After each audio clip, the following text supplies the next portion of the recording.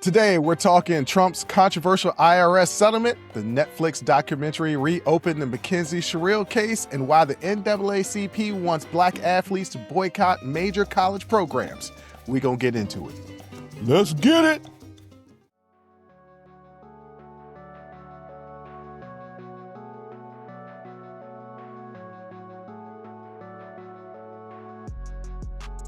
Welcome. First of all, welcome. This is Unsolicited Perspectives. I am your host, Bruce Anthony, here to lead the conversation in important events and topics that are shaping today's society. Join the conversation and follow us wherever you get your audio podcasts. Subscribe to our YouTube channel for our video podcasts, YouTube exclusive content, and a YouTube membership. Rate, review, like, comment, share. Share with your friends, share with your family. Hell, even share with your enemies. On today's episode, it's the Sibling Happy Hour. I'm here with my sis, Aundrea. We're going to be breaking down political power, true crime controversies, and athlete activism colliding with billion-dollar college sports. But that's enough of the intro. Let's get to the show.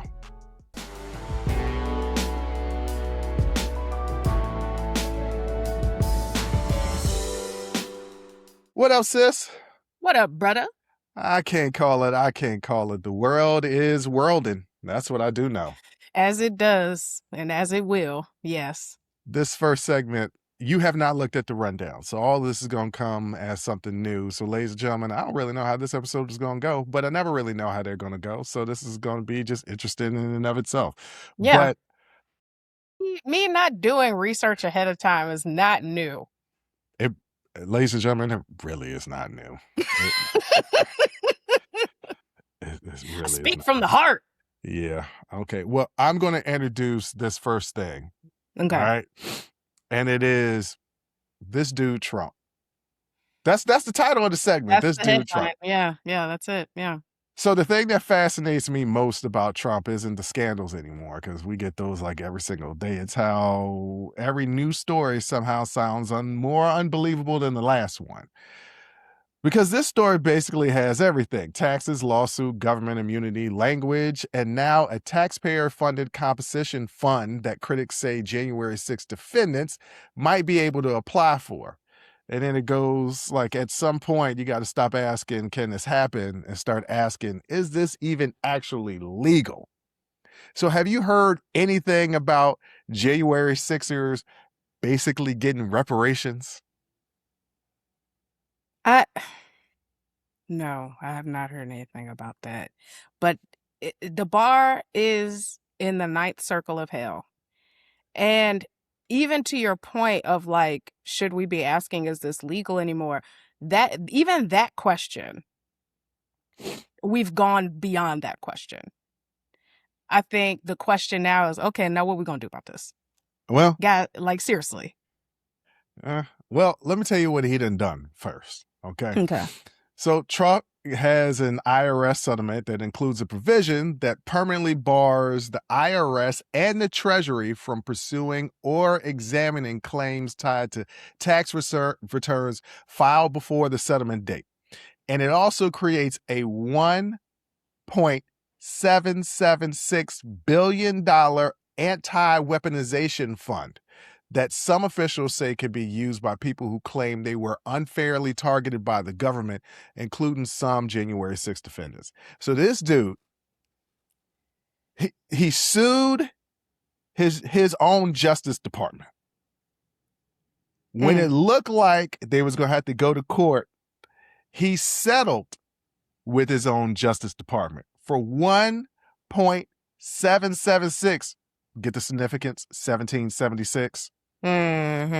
Billion dollars. Now, the money technically does not go to him, but anybody that has been weaponized, so all of his allies, and even potentially the January 6th. And what also was part of this settlement deal is that he cannot be audited for anything before this settlement agreement. He just got to get out of jail free card. Yeah, he's been cheating on his tax return. Like, we all know that. The fact that he would not release them, and then I think some got leaked or something, and it was like he don't have no money, or like, I don't know. He don't want people looking into his financial situation, and with good reason, because it's nonsense and probably full of illegal things. So, wow. Yeah, I mean, this dude Trump, like, what won't this guy do? What won't this guy do to serve himself?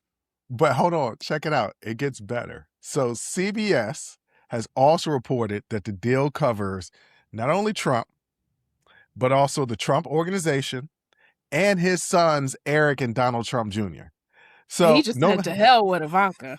well, I mean, they cool no matter what tax Are penalties they? they got. Well, no matter what tax penalties they got, Jared already made $1 billion deal with the Saudis. Saudis, yeah. So he good, you know what I'm Yeah. saying? But Mm. but remember, he had a $10 billion lawsuit against his own DOJ. Yes. Mind you, the new attorney general, because Pam Bondi is gone, the new attorney general is Todd Blanche, who used to be his personal attorney. So Because, of course. Right. Now, Todd Blanche recused himself, supposedly, from having direct access or process in this settlement. Yeah.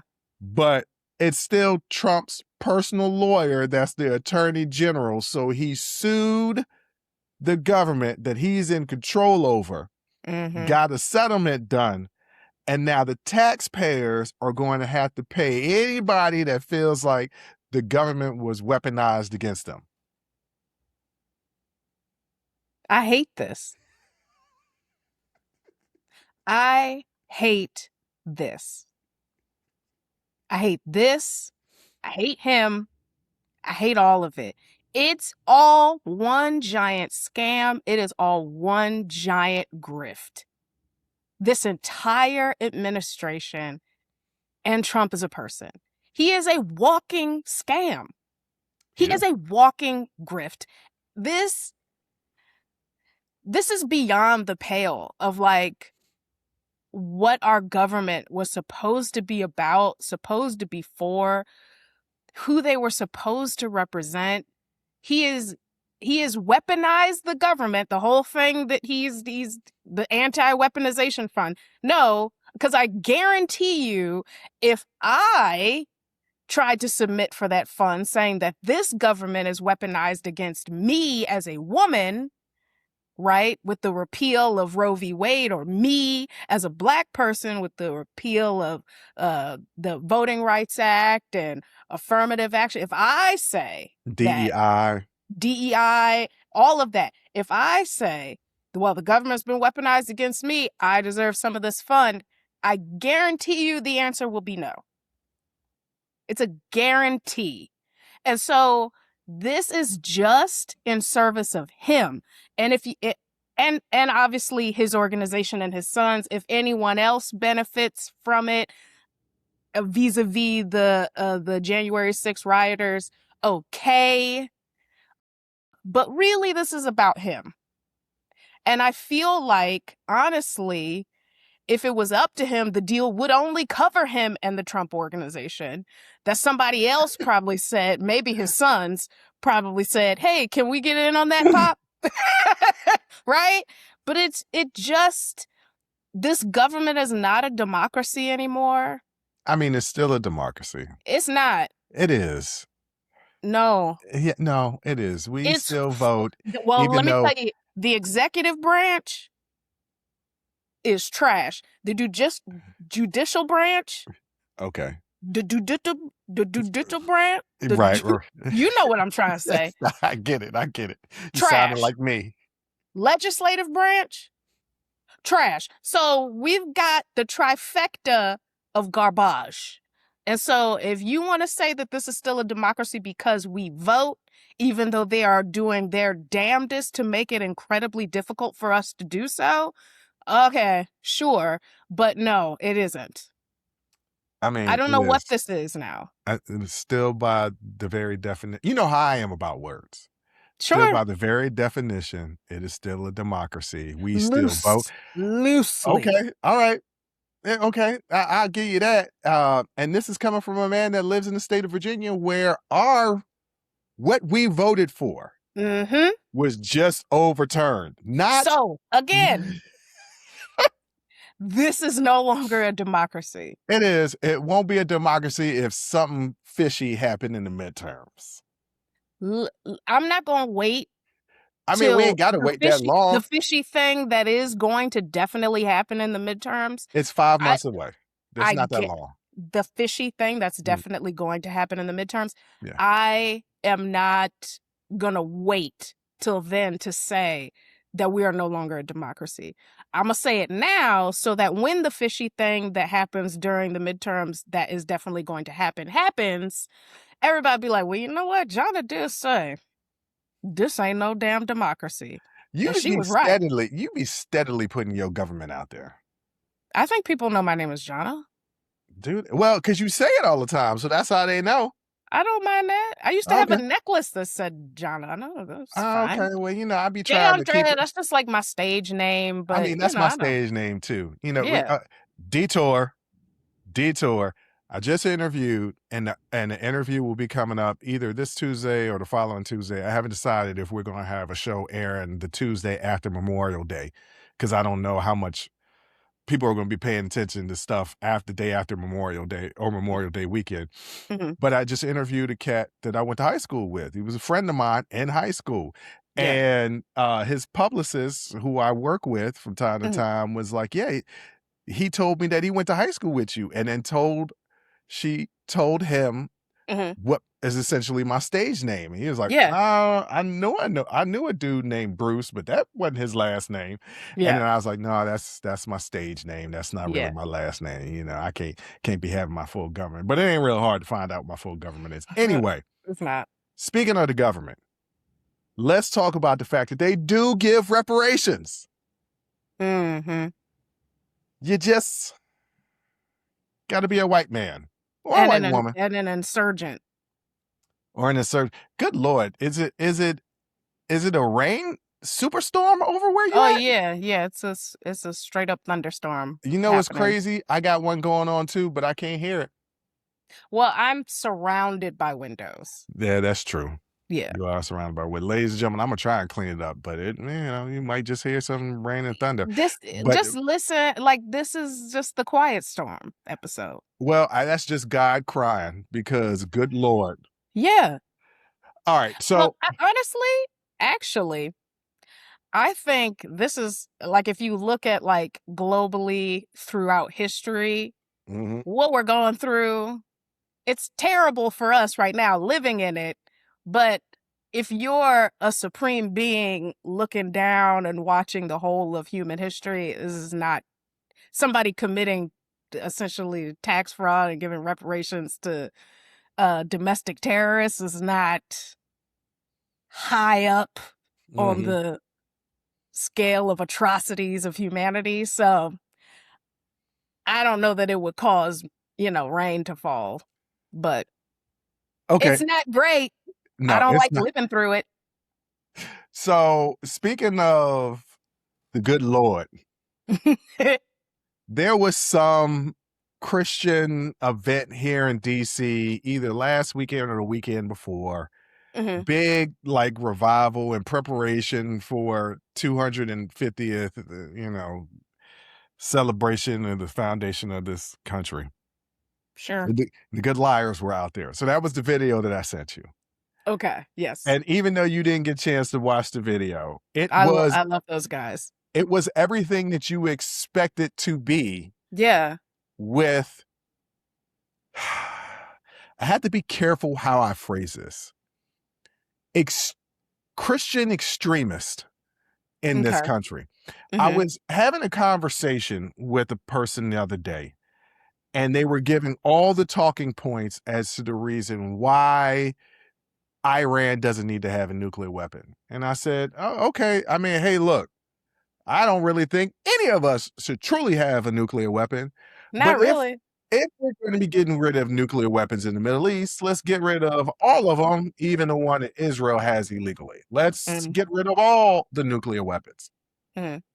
And I said, okay, yes, Israel is a state-sponsored terror. The regime is not the greatest, and I would love to see the regime fall. It's not going to happen, Right? but I would love to see the regime fall. And I was like, but why is it such a big deal for you? Where they're just as Islamic extremists. I said, okay, you're right. When they took over in 79, they absolutely, there were Iranian women who were leaders in the world of going to school and in professions, and this regime took over and just suppressed everything. Yeah. And I said, oh, but just to let you know, as you oppose that, we're at the beginning stages of it in this country. Huh? How do you figure? It's like, because extremist Christians are literally trying to shut down anything that they feel opposes their version of what the Bible represents. Boy, if they could get rid of women's right to vote, they would. Oh, yeah, they would. Oh, they would get rid of absolutely everything. And a lot of these people we're talking about, we're a Christian nation. And okay, yeah, some of the founding fathers was Christian, but I believe everybody originally came to this country for religious freedom. That's kind of the whole thing with the Mayflower, right? People came over to this country for religious freedom. And then they were talking about, what you got to realize, though, is the people that came over were extremists. This is also true. So but you know what? If you want to be an extremist in this country, that's your right to be an extremist in this country. Except when it starts infringing upon other people. You could believe to the utmost extreme or whatever you want to believe. Hell, I don't care what you believe. Yeah, I don't really care either. Man, I don't care about individuals. I don't care about individuals. I care about things on a political scale, on a systemic scale. That's what I care about. About individual people, baby, if you want to be racist, sexist, homophobe, I don't care. I don't care about you as an individual. And I'm not here to try to change your mind. I don't care. What I care about is when that kind of ideology infiltrates our systems, our social systems, political systems, economic systems, housing, education, healthcare, all of those things. And when it's harmful and oppressive to other people, that's when I care. What you personally believe, go to hell. That's all I have to say about that. But okay, I don't really think that's the way to handle things. Look, if somebody come up to me and they say I'm a racist, I'll just say, all right, go to hell, and then I'll just walk on and live my life like it does not affect me at all. I'm gonna get that little quip in. I'm gonna tell you to go to hell, but I'm just gonna go on about my day, pretty much. Well, the video that I sent you when the good liars were out there having a conversation with these people, and mind you, ladies and gentlemen, I'm a Christian. I believe in the Lord. Jesus Christ is my Lord and Savior. I don't talk about it much in the show because I don't feel it's my place to sermonize or to preach to you. Right. That's just not what I'm going to do. You believe what you believe, and I don't think any less of you for believing what you believe, unless you be believing some weird stuff. But technically, it all is kind of weird. I think the traditions and the different like rules and things around how you worship can get a little extreme, but like ultimately, I would say a majority of religions, if not all, are like, hey, just don't be a dick. Try to be nice to people. You know what I'm saying? Yes, ladies and gentlemen, even Islam. Yeah, even in Islam. Yeah. But what I got from these people, they want Bibles taught in the school. One person was even like, on Sunday, I want to get to the point where the world stops on Sunday in this country. Everybody is supposed to go to church no matter if they believe or not. Everybody. No. And I was like, oh, well, you just really just talk about taking away everybody's personal freedom about anything. Yeah. It already pisses me off that Chick-fil-A ain't open on Sunday, and you want the whole world to stop? because you only want Chick-fil-A on On Sunday. Sunday. Yeah, that's just the truth. Yeah, and a lot of the time, these are people that haven't read the Bible. They ain't read it. Or they've read it and Or they don't just don't understand it. understand it. Yeah. Reading comprehension is low in this country. And reading is fundamental, y'all. It is fundamental. Mhm. But so look, I'm not on here attacking Christians. I'm not on here attacking any religious group. Unless you are an extremist. Then Is it causing harm to others or yourself? Then that's always the question I come back to. Are you causing harm to others or yourself? And And for if the answer is yes, then I don't get down with what you're doing. right. And for people out there who think that we could not end up like Iran because you're a Christian and you just don't believe that what you believe in could lead to something like that, well, just look at the overturning of Roe v. Wade. Whether you believe in abortion or not, what it did is take away somebody's choice and right. And the overturning of the Voting Rights Act. And look, a lot of these people out here be confronted if they denounce slavery, and they don't be denouncing it. No. So just because you have bad people in a thing that you believe in doesn't necessarily mean it is bad. However, you need to also be making sure that you check those people that are bad representation of the group that you represent. Because if you don't, in less than 50 years, we could be just like Iran. Mm-hmm.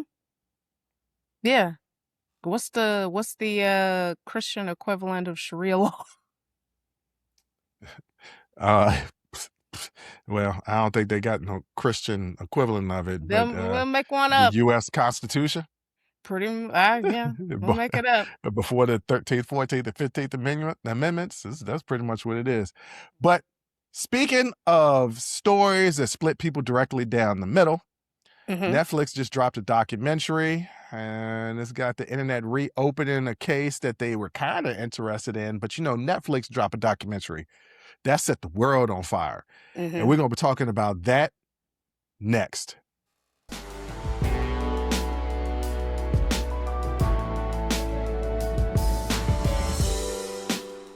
Jay, like I said in the last segment, Netflix just dropped a documentary. The documentary is about Mackenzie Shirilla.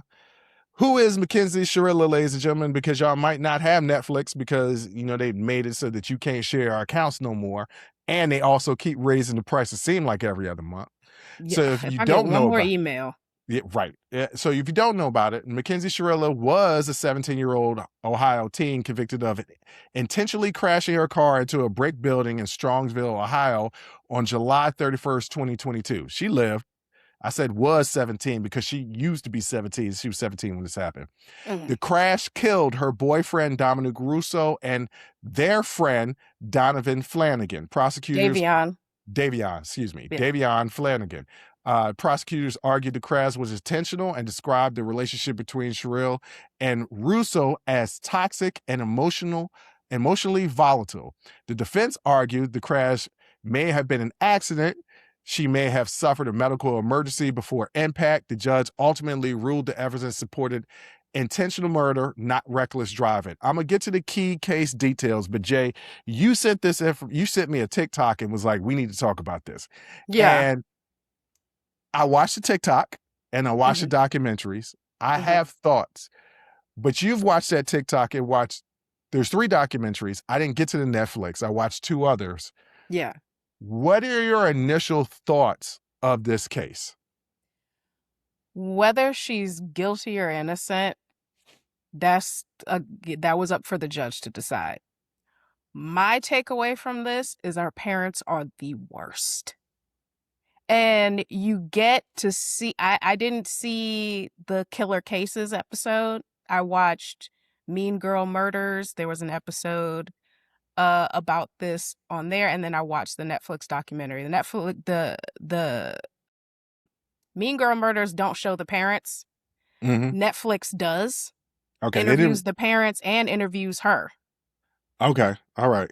Okay, her parents are the worst. They enabled, they created an environment and a relationship where this child had no concept of the word no or consequences, or that consequences even have anything to do with her. I don't know that she could spell the word consequences. I don't know that she's ever had them in her life.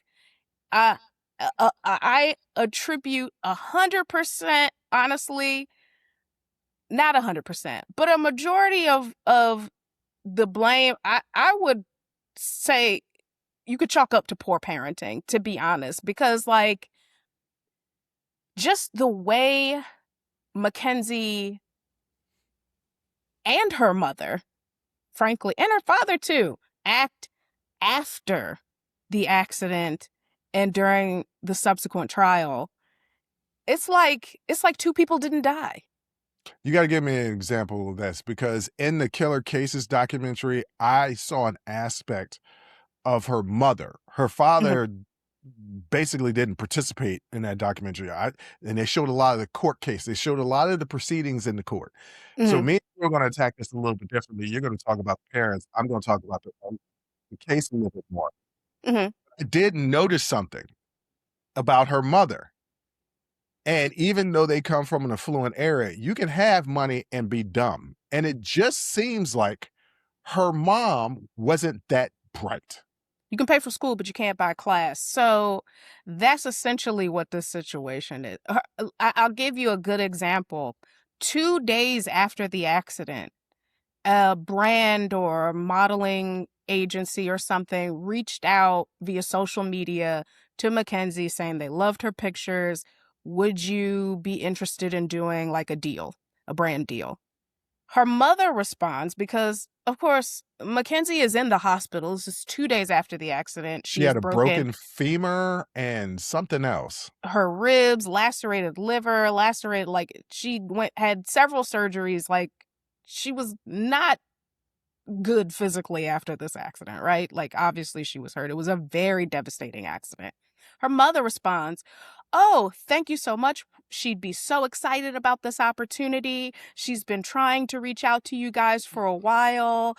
She's currently, incapacitated, but like she'll reach out." And then Mackenzie, as soon as she gets her phone, responds, "Oh, I'm so excited. This is great. I would like," and I'm like, 2 people just died in an auto accident in which you, or talking to her mother, your daughter was the driver. Why are y'all on social media responding, trying to set up brand deals? Well, she was always trying to be an influencer. That was part of the documentary and the Mean Girls, is that she had been, since she could grab a phone, she had been trying to be an influencer. So this accident kind of brought attention, right? And so then somebody goes on the Instagram page of like, oh, she's really pretty. She'd be perfect for a model, and then reach out. How opportunities present themselves. I'm not going to knock somebody for jumping at an opportunity that they've always been looking for just because the timing is bad. I'll give you another example. Okay. She's in jail on a call with her mom. Her mom tells her, the Daily Mail just picked up the story. You've gone international. And they're celebrating that the story of her murdering 2 people. Well, okay, allegedly. Yeah. Well, not allegedly. She was convicted of that. Well, she was convicted, but at that time it was allegedly. Like she's in jail. You are on a phone call with your daughter in jail, charged with murdering 2 people. And y'all are excited because the story is in the worst periodical in all of Europe, the Daily Mail. Yeah, ladies and gentlemen, I don't ever be using sources from the Daily Mail. Never. It's literally a gossip rag. It's the worst. Y'all are gross. There was just no awareness at all of the gravity of the situation that you were in. Yeah, and I said, one thing I got from the documentary, from the A&E documentary, because A&E they just gonna give you the facts. They Mm-hmm. gonna just say, hey, this is what it is. With Yeah. Netflix, look, I love their documentaries. Their documentaries are always biased. Always. This They one, always lean one way, and they purposely sensationalize. When it's like a true yes. story, you ain't gotta sensationalize. Yeah. The fact that it's just the fact that what happened is interesting enough without you sensationalize it. And I do like the fact that Netflix, even though I haven't seen it, I heard was giving her and her family opportunity to speak. Yeah. However, not everybody should have a microphone in their face. No, because then you got to hear from her father, who is just as clueless and tone deaf as the mother. There's a difference between being callous and just having blinders on. Some people literally don't care about anybody else but themselves. Mm-hmm. And some people, a lot of times they on the spectrum, can't see the stuff that's around them. They can only see what's in front of them. And so understanding that about people, because I know people personally that I've had to learn over the years to give them time. Yeah. Because they are on the spectrum and they just can't see outside of what's in front of them. To me, that's different. I do not, in any way, shape, or form, believe that any of people in the Shirilla family are on the spectrum. I don't. Okay. And it's different. I think it's different. I think that's a different situation. It's not that people on the spectrum like don't care about others, because that's not true. I mean, it varies from person to person, I think, but like it's more of like social awareness or like understanding, not caring about people, but just understanding the nuances of connection and interaction with other people. It sounds like this is what you're describing them as. When I saw her mother in the courtroom, I was like, oh, she's not. No, these are this is a mom and a father who literally believe under any circumstances their child did no wrong. They have watched videos of their underage daughter driving and smoking weed, and the dad's like, I don't mind that she smokes weed. I smoke weed. It's a big deal. She's underage, 1. 2, she is operating a motor vehicle. I mean, that's not. Okay, I get it. But also, that's just having. I mean, me and you go disagree on this one, because that's just having because you love to play devil's advocate. No, the devil don't need no advocate. I knew you was gonna say that. I knew you was gonna say it. Ladies and gentlemen, before we started this segment, I was like, this is gonna be an interesting conversation, because I knew my sister could not predict where I was going to be going on these things. As I watch these documentaries. Let's hold on before I get to my take. Let's give the people some important information about the trial. One, It wasn't a jury trial. It was a bench trial. That means the judge decided the verdict. And that was the defense choice. The defense can choose between a jury trial and a bench trial, and they chose a bench trial. I'm going to get into the defense, but I talked to a lawyer friend of mine, and the lawyer said that in a lot of cases, when the defense chooses a bench trial, is because they don't want to put their defendant on the stand. And I was like, the defendant doesn't have to take the stand. And they were like, yeah, but the jury is going to hold that against them if they don't take the stand. So I was like, okay, they chose a bench trial. She was charged with murder, aggravated vehicular homicide, felonious assault, drug possession, and possession of criminal tools. She got 2 concurrent terms for 15 years of life, so it's not consecutive. She's not serving 30 years. She's serving 15 years for both. She's eligible for parole in 2037. That's a long time away. and a permanent suspension of driving privileges. She had filed an appeal, which was denied. So Yeah, that's she's every, but she also filed another appeal that was denied because it was a day late, and you had to file it within 365 days. I'm gonna get into her defense. I'm gonna get into that. But key evidence that was presented was security footage. The video showed the vehicle speeding directly toward a building before impact. There was a vehicle data recorder. The accelerator reportedly was fully pressed, means that she sped down this road, pressed her foot on the accelerator, and never let up. She also didn't brake. Okay. And then when they say fully pressed, they okay, so your black box in your car is essentially what most people know it as. But the VDR will spit out a percentage of how much pressure is on that accelerator pedal. It was at 100%. She had it to the floor for the 5 seconds leading up to the crash.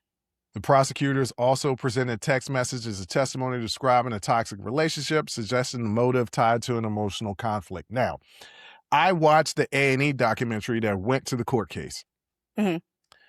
These were some of my takeaways. Now, they didn't show you every day in court all the testimony. Right.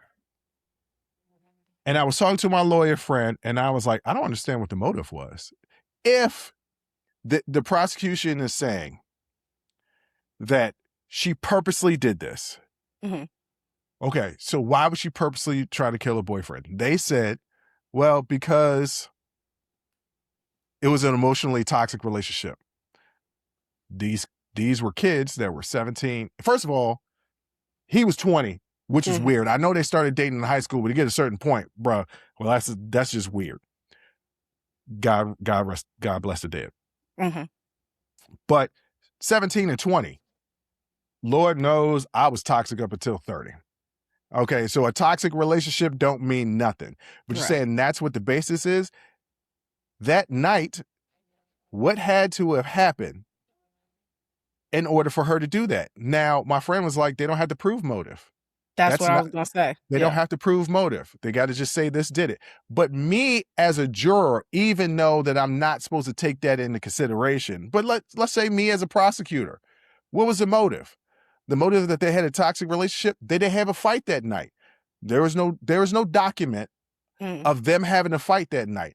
The three of them were house hopping to go and find something to get into. Nobody testified to the people that was dealing with them that night that said they got into this big drawn out argument. The prosecution said he was probably breaking up with her and she got mad, but there's no evidence to suggest that. The defense said, she has this medical condition. It's called POTS. Most people know this as you get up too fast from sitting down, you get a little lightheaded. Some people get that just every day, right? Yeah. Yes. And she was like, I don't know what happened. Couldn't she have blacked out, leaned forward, and wouldn't that make her foot be pressed strictly on the pedal and no braking whatsoever? Have you ever gone noodle? Have you ever pressed a accelerator pedal to the floor? No, you're no. activating all the muscles in your leg. If she passed Depends on out, the car. When I've driven my brother's car, you just tap it, that bad boy go. But the brake pedal she didn't tap it, it was pressed 100%. Yeah. So that's activating, just press down right now. And you can feel the muscles in the top of your thigh, everything. You're activating muscles. If she were to pass out.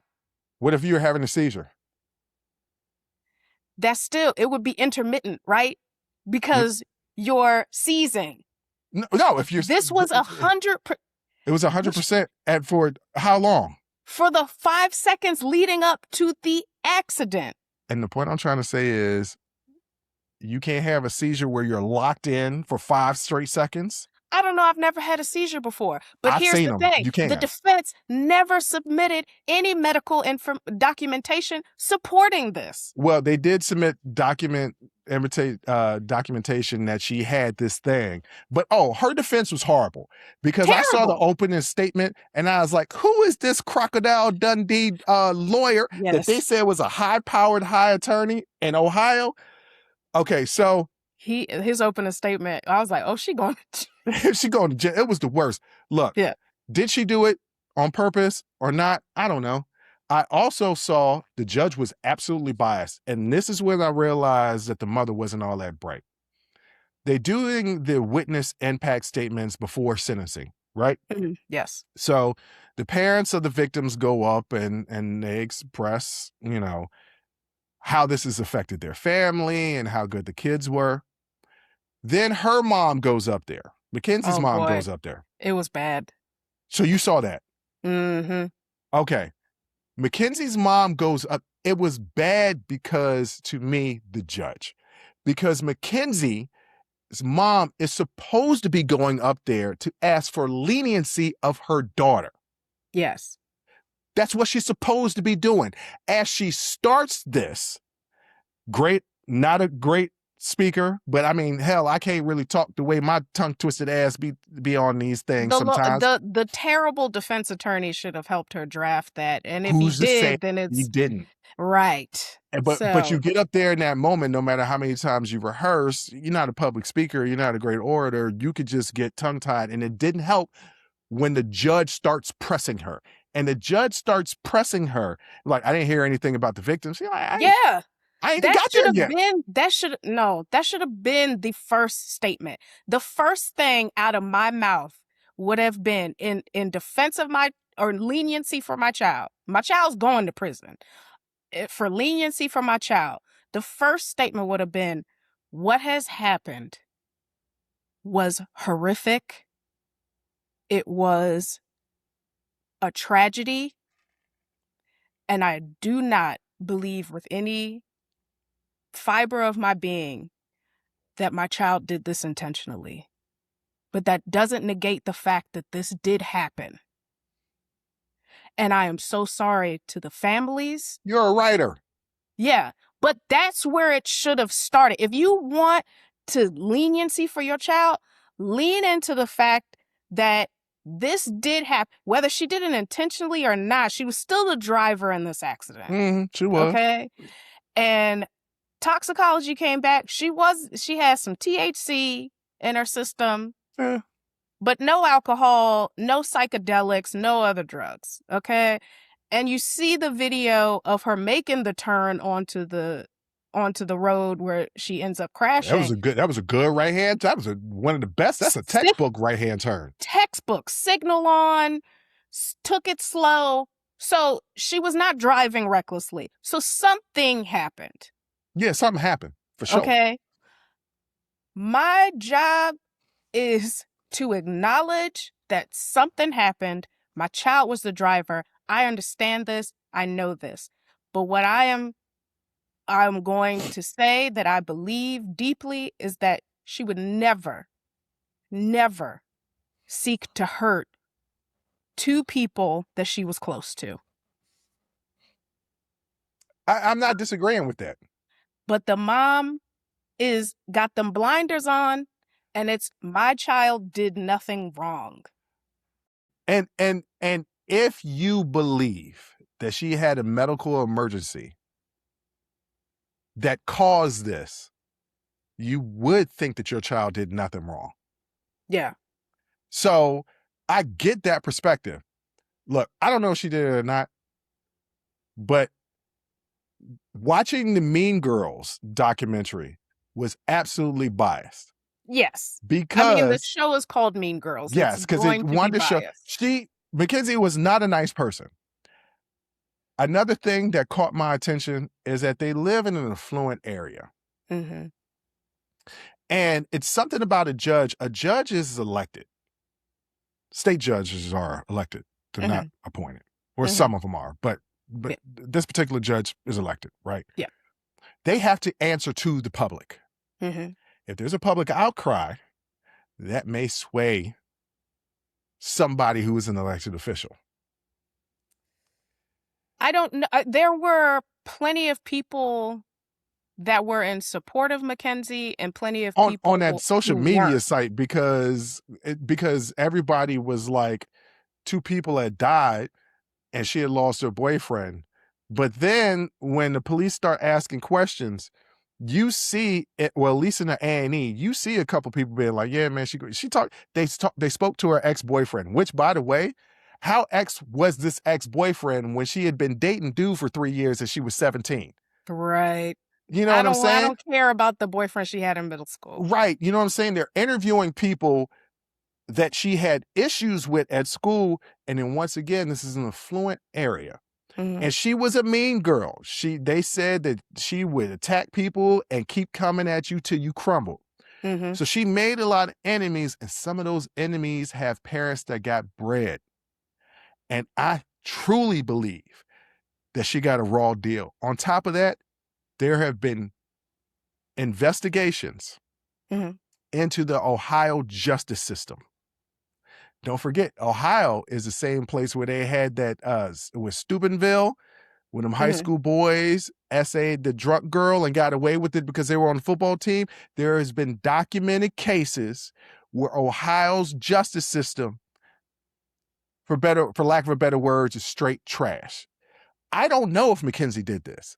What I do know is I see a railroading when it's right in front of my face, and it didn't help that her parents ain't the brightest, and it didn't help that she had a dumbass defense attorney. But I don't like the fact that you got these TikTok influencers Mhm. or people that are on social media that get these little kernels of cases and think they are investigators and start talking about it and get traction. We've seen so many situations of this. What was the young lady that drowned in a hotel water container that Oh, yeah. Yeah. everybody was just trying, and they had these internet sleuths that kept watching her enter this elevator and then disappear, enter the elevator and disappear. And they ruined this young man's life because you had Yeah. these fake ass Perry Masons out there that don't understand anything. So when you sent me that TikTok, I was like, oh, that's interesting. And then when I started digging into it, I was like, I don't think this person should be talking about this because they don't understand everything and all the facts of the case. Her Yeah. parents look bad in this, no doubt Yeah. about it. But that don't mean that Mackenzie is guilty. Well, so I spent a good portion of my early career as an investigator of this Yeah, you did. particular thing. Mhm. And I've looked at a lot of VDR data. I have looked at a lot of accident reconstructions, and there was no tampering with that vehicle. No, there She wasn't. was not under the influence. I mean, she had a little THC, but that right-hand turn and let me That know that r- she was all that, right. that she was okay. She was Mhm. driving the speed limit. She took that turn carefully. And what you see in the security video is her traveling at what we now know to be between 95 and 100 miles an hour down that road into that building, and the brake lights never come on. The black box shows she never applied the brakes, that the pedal was pushed all the way down. You are activating muscles in your leg in order to do that. And not to mention the road she was traveling on in excess of 90 miles an hour. It was not a straightaway. So Yes, it she was. had no. That portion was a straightaway. Look at the watch the Netflix documentary. Oh, The okay, but Netflix Netflix is good. documentary is I watched the A&E. The A&E gave me the real. Okay, they the showed that Netflix video. documentary is good because they interview people who are for and people who are against her. Like Okay. they showed both perspectives and they didn't really take a position. Like they interviewed her friends who are like, she would never do this. They Is it one interviewed. episode or is it is it It's a one. mini? It's one. Okay. One. Yeah. Because I think I it's like be an hour-long pausing. documentary. Oh, I could do that. Because you know me, when I watch TV, I be pausing and then start arguing with myself. And then I'll go to the bathroom and look in the mirror and start talking to myself. It's weird, Yeah. ladies and gentlemen. That's just who I am. You know, No, I got a you little got touch of autism. you gotta be involved. Like, Mm-hmm. I am a part of what I'm seeing. So yeah, Mm-hmm. no, I know that. And so when you see that, when you see for at least 5 seconds up until the point of impact that accelerator pedal was pressed 100%, the brake was never activated. The car records like a steering wheel, like it goes to the left, goes to the right, goes back to the left. The car shifts into neutral, shifts into I think, and the prosecutor surmise it was probably the guys in the car trying to stop her, but it was too late. We don't know, but the fact of the matter is there was no evidence of an impairment and only evidence that she drove straight into that building. Yeah. I know it's not a prerequisite for conviction, but I need to know what that motive is. The motive is for closure, is for the family. The motive is for the motive is not what the prosecution has to prove. They just Right. have to I know prove, that. I yeah, know that. I'm just saying, for me, if I was a prosecutor, I would have to know why. Why would this person essentially try to commit suicide? She just yeah, didn't kill she didn't die. herself, Yeah, but essentially try to commit suicide when has no suicidal background, don't right? know. The only three people know what happened in that car. You're right. Only three people And know. one of them is saying they don't remember conveniently, like, right before it happens. Like, Well, typically, you don't if like, in an accident that severe, amnesia can absolutely knock you back a couple hours. Like, that's for sure. There are a lot of times where I have spoken to people and they do not remember what happened. They felt an impact and just it was black, right? They mhm. don't know what happened. Some people are like, I remember leaving the house, and that's all that I know of what happened that day. Hers is like, no, I remember turning onto the street and driving down the street, and then I don't know. That's convenient. I mean, it is convenient. I'm not saying that she's innocent. I'm saying I think she was railroaded and she had a poor defense. And I don't want internet fake Perry Masons and what's the other one? Matlocks. I'm dating myself, ladies and gentlemen. I know, but I can't think of any lawyer case. Well, they did just come out with a new Matlock show that's got Kathy Yes. Bates. So Yeah. y'all know what I'm talking about. Yeah. Or Harvey Specters. Okay, let's do that. Sure. So Harvey Specters out here talking about stuff that they don't understand. Yeah. And It's always like I was more so not really. I sent that reel not really from the perspective of like her guilt or innocence, but it it was was her more parents. about her parents. Yeah, no, her parents are the worst, but I don't think it's not like what I think a lot of parents are like that, especially parents of only children, Hmm. are dote on their only child, and it becomes difficult to discipline. You only got one, Yeah, right? And it becomes difficult to discipline. And not everybody is meant to be a parent. but Not everybody is meant to be. but one of the main jobs, honestly, the only job, is to raise your child to be a productive member of society. And Yeah, part of that is knowing right from wrong. Part of that is knowing how to deal with disappointment and no.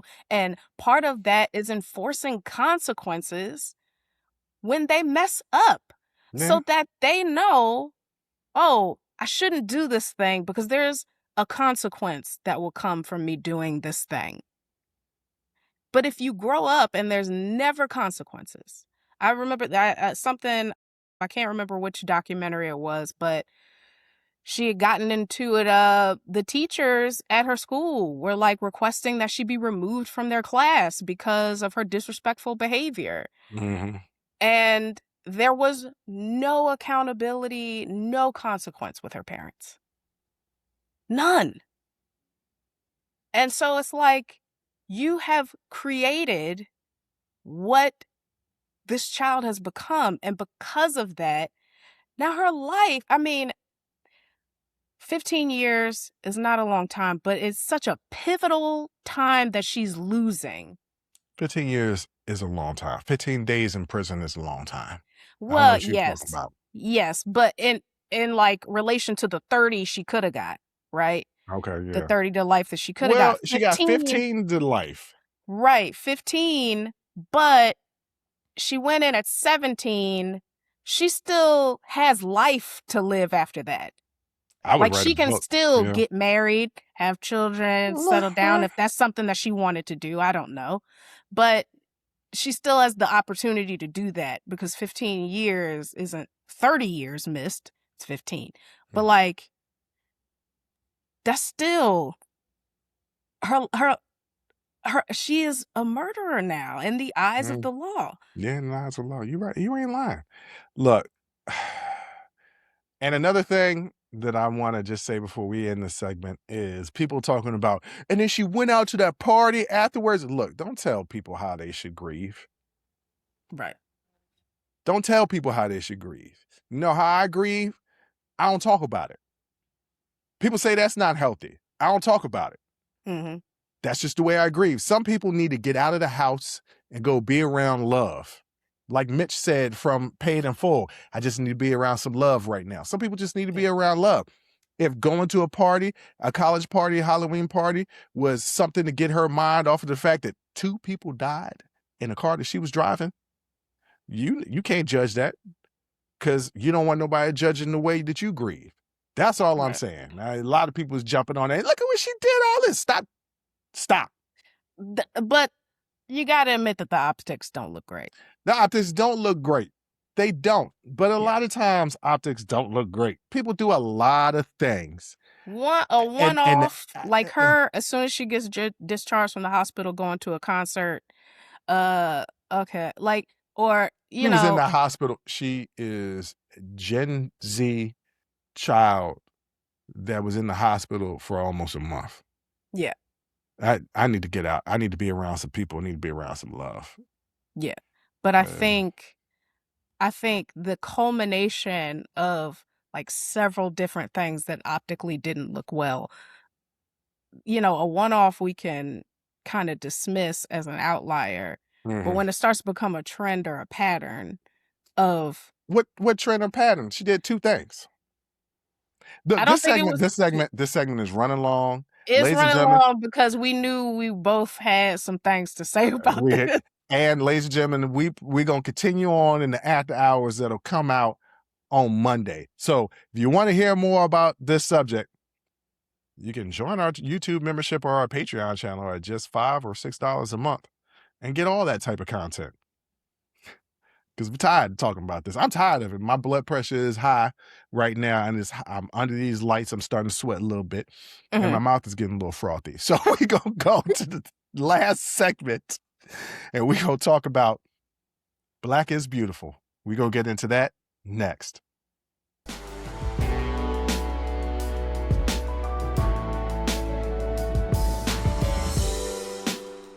Jay, the NAACP did something, and I don't always agree with the NAACP. However, I do agree with this. So the NAACP wants Black athletes to boycott major college programs. They launched a campaign called Out of Bounds. That's cute. Out of bounds. Yeah, it's cute.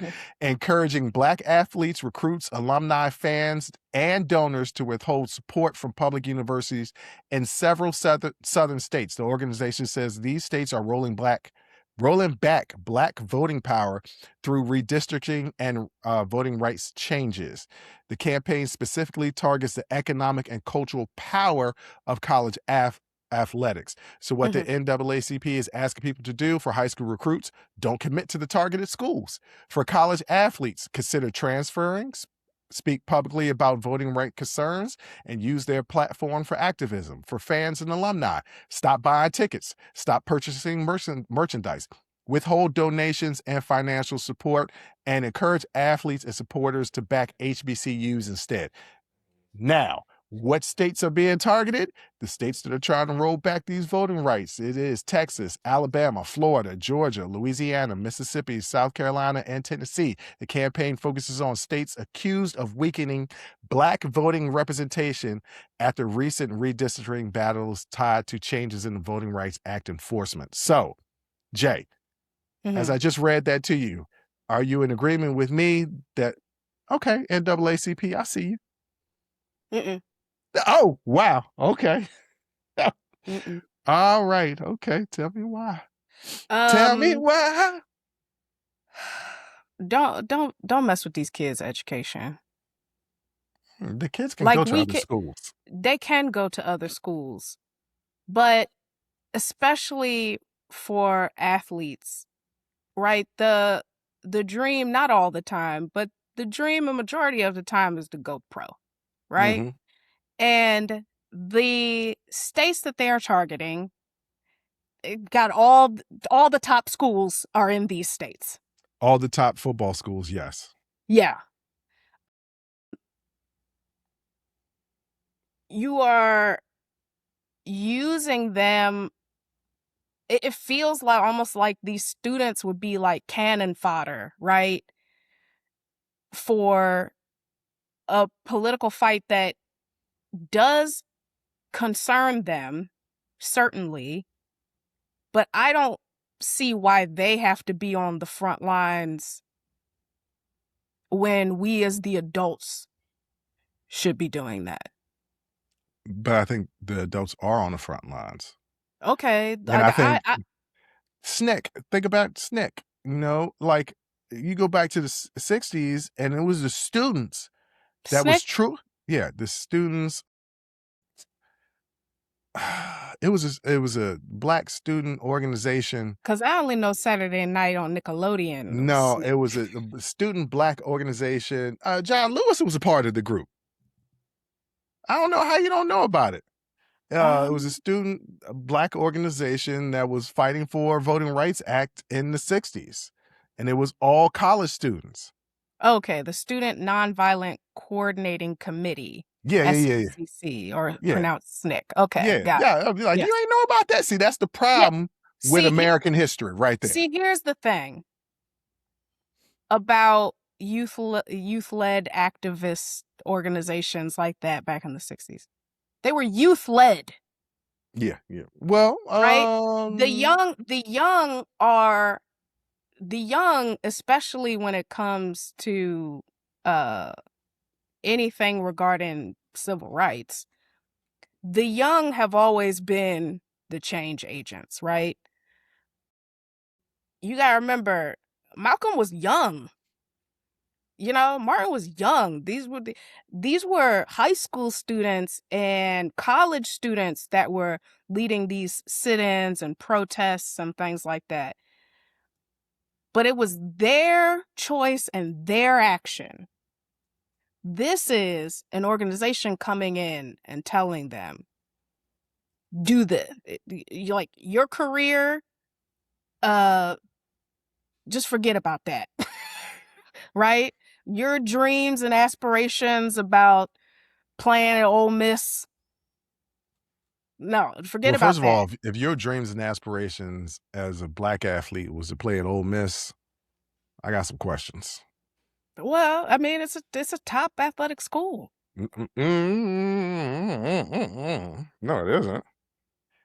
Recently the football team has been good, but that's just like, all right, if you want to beat Alabama and Roll Tide, I don't know. Okay, yeah. Okay, but you know what I'm saying? Like, I think to put them on the front lines, if they had decided on their own that we as students, we are not going to commit to these top schools. I don't want to even say top schools like HBCUs aren't top schools, because they are. You're talking about top athletic programs, revenue generating programs, right? Where if you did say, I'm not going to the school, you do start withholding donations and alumni dollars, all this stuff, that it would hurt the pockets of these institutions and a lot of very important people. Like, if they were saying, we're not going to participate. We're going to go to HBCUs. We're going to, funnel our Black dollars into Black colleges. Then I would be completely fine with it.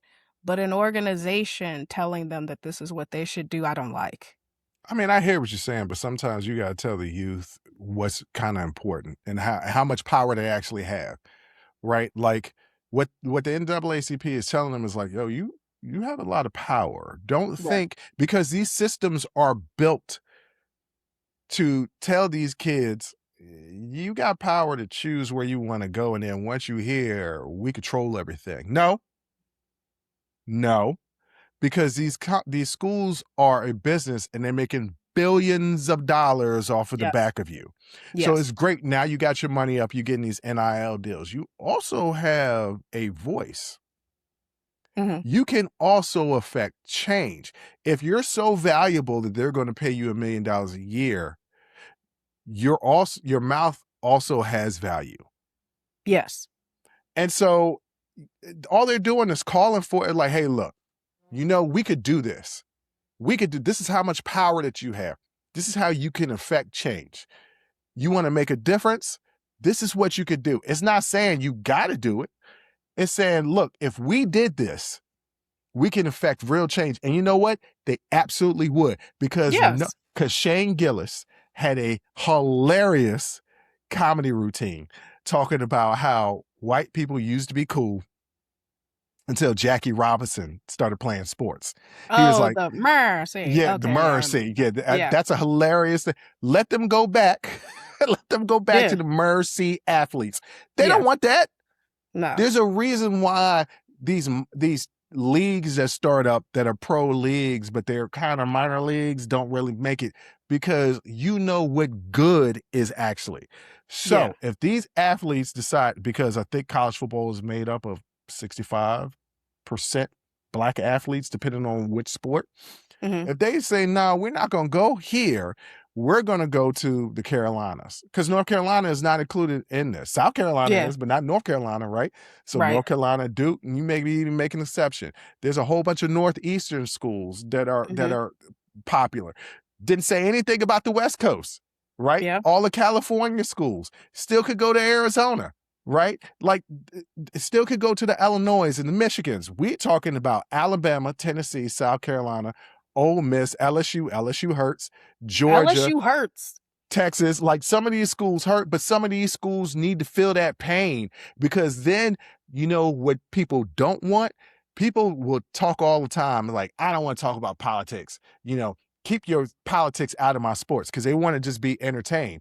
You start taking away their entertainment, you start taking away their release, because that's what sports is for a lot of people, is their release, right? From the day-to-day lives. You take that away from them because you just don't want certain people to vote. All right, maybe I'm racist, but I ain't that racist where you're going to take away something that's important to me. That's when you can start to affect real change.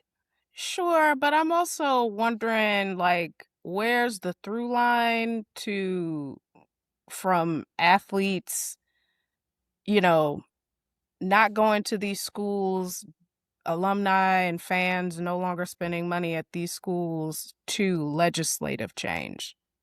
Are we just saying that it's like rich people? Money. Okay. Money.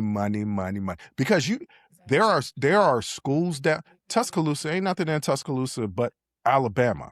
You take away the money that's generated from football. The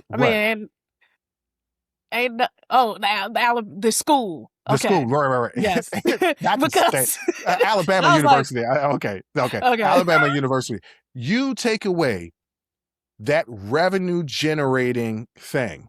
The city crumbles. A lot of times college towns are propped up because of the college. Yes. That money ain't coming in, and a lot of times these football programs are funding everything, because colleges are losing money. Yeah. Funding everything. Yeah, you start taking away some of that money, that affects money affects political movements. Yeah. So I liked it. I think it's a great concept. I don't think they're forcing the kids anything. It's a suggestion, and it's telling the kids, hey, look, man, you are not a prisoner of this system. You got a voice. And the people of the 60s used to do it. When Yeah. Kareem was Lou Alcindor, he was speaking out on civil rights while he was at UCLA. Mm-hmm. Dean Smith, when he was the coach at North Carolina, I think he brought in the first black basketball player in the ACC. Like, sometimes it is sports that really bring about change because people love their sports. They do. I know I do. I know I do too.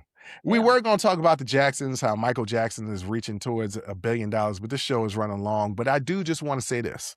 Mm-hmm. In the continuation of Black is Beautiful. Black people, though we come up with some weird names. Like, for what? For our children.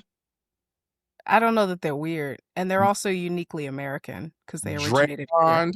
What is it, Draymond? We be combining names. However, Joe and Catherine came up with some really unique names because a lot of people think Jackie is his real name. No. It is Sigmund Esco Jackson. Yeah.